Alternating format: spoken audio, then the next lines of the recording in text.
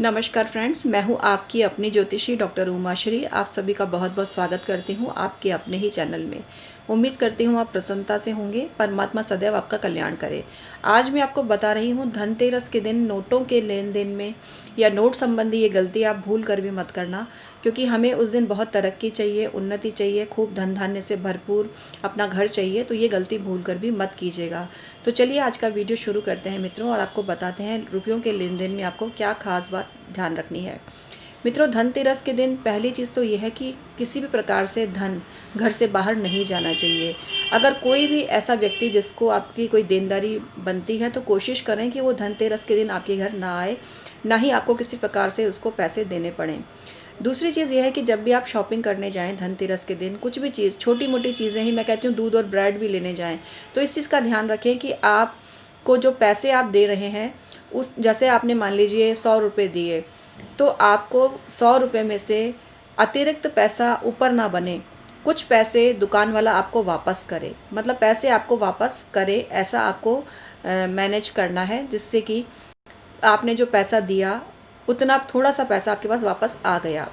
कई लोग तो धनतेरस के दिन कुछ खर्चा ही नहीं करते, मतलब पहले से ही सब सामान लाकर रख लेते हैं, जिससे कि सुबह सुबह कुछ भी खर्चा नहीं करना पड़े। तो ये भी एक बहुत बड़ा टोटका होता है। आप चाहें तो ऐसे भी कर सकते हैं कि धनतेरस के दिन पैसे बिल्कुल भी खर्च ना करें।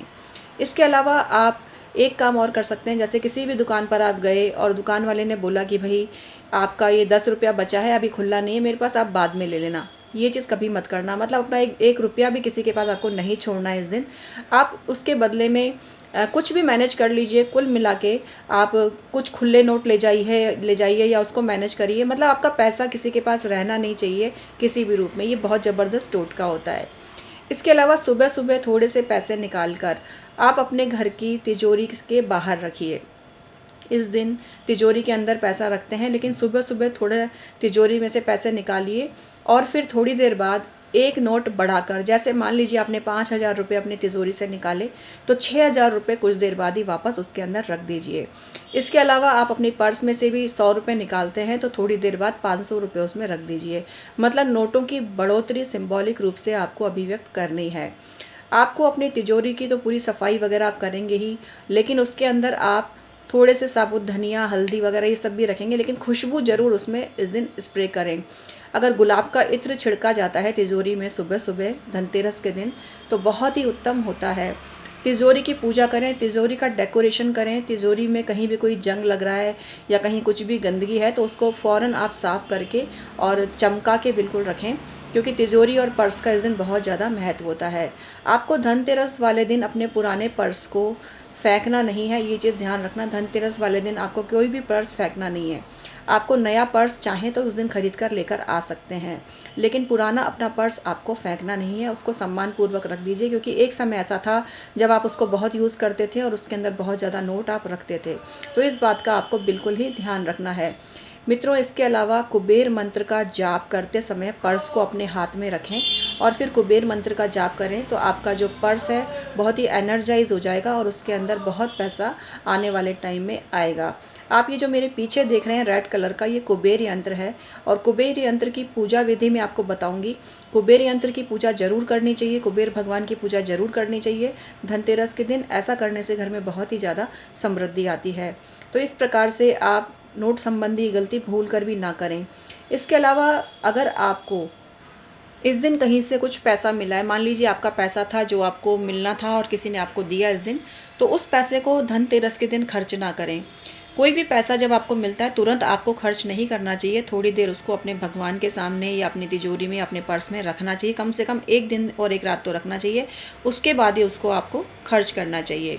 इसके अलावा अपने जो कॉइन है या अपने जो सिक्के हैं, उन पर भी आप चंदन के इत्र का छिड़काव करें, गुलाब के इत्र का छिड़काव जरूर करें। जो छोटे छोटे कॉइन होते हैं उनको गंगा जल में धो लीजिए, और गंगा जल में कम से कम 11 कॉइन धोकर उनको आप अपने पूजा स्थान में रखिए, और वहाँ बैठकर आप लक्ष्मी जी और कुबेर भगवान के मंत्र का जाप करिए। ये ज़बरदस्त टोटका है। धनतेरस के दिन ऐसा करने से बहुत ही ज़्यादा पैसा आता है।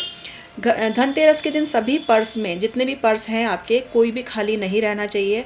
हर पर्स में कुछ न कुछ मूल्य राशि जरूर होनी चाहिए। कुछ पर्स ऐसे होते हैं जो एडवांस में नए खरीद के रखे जाते हैं और ये कहा सोचा जाता है कि बाद में इनको यूज़ लेंगे, लेकिन घर में किसी भी प्रकार से खाली पर्स ना रखें, चाहे आप उसको काम में ले रहे हैं या नहीं। चाहे 100 रुपये का एक नोट ही उसके अंदर रख दीजिए, लेकिन रखिए ज़रूर। कोई भी चीज़ जो कि धन के लिए बनी है घर में इस दिन खाली बिल्कुल भी नहीं रहनी चाहिए। इस दिन चाहे तो घर के हर कमरे में थोड़ा थोड़ा पैसा रख सकते हैं। 100 रुपये का एक एक नोट हर कमरे में रखें। ऐसा करने से आपके घर में धन की वृद्धि होने लगेगी।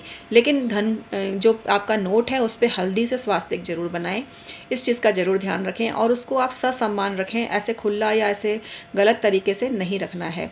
ये सिर्फ आपको इसी दिन करना है, डेली में ऐसा नहीं करना है। डेली में जगह जगह पैसे बिखेर के नहीं रखने चाहिए, लेकिन इस दिन का विशेष महत्व है और इस दिन चारों तरफ से पैसा बरसे, ये आपको इंडिकेट करने के लिए, इंडिकेशन के लिए ये बात मैंने आपको बताई। इसके अलावा घर के हर कोने में आप एक एक कॉइन ज़रूर रखिए। मतलब इसमें ये इंडिकेशन निकलता है, ये सिंबल निकलता है कि भाई आपके घर के हर कोने कोने में पैसा बिखरा पड़ा है और ये इस बात का इंडिकेशन है।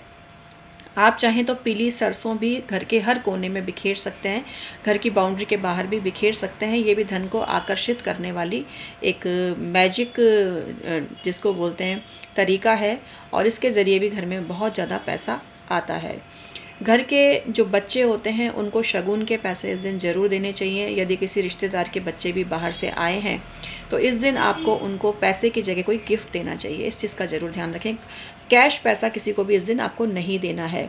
और एक चीज़ और बोलूँगी कि दिवाली का इनाम लेने के लिए बहुत से लोग आते हैं और दिवाली के दिन ही मांगते हैं। तो कायदे की बात यह है कि जब दिवाली का पूरा फेस्टिवल भाई दूज तक पूरा हो जाए उसके बाद ही किसी को कोई भी चीज़ देनी चाहिए। आप चाहें तो मिठाई, नमकीन, इस तरह की खाने पीने की चीज़ें, वस्त्र दे सकते हैं, लेकिन कैश पैसा आप जो इनाम देते हैं 11 रुपये, 101 रुपये, ये कभी भी दिवाली के दिन या धनतेरस के दिन नहीं देना चाहिए। आप उनको निवेदन करिए, प्यार से बोलिए कि भाई हमारे यहाँ ये परंपरा है और वाकई में हमारे यहाँ ऐसा ही करते थे।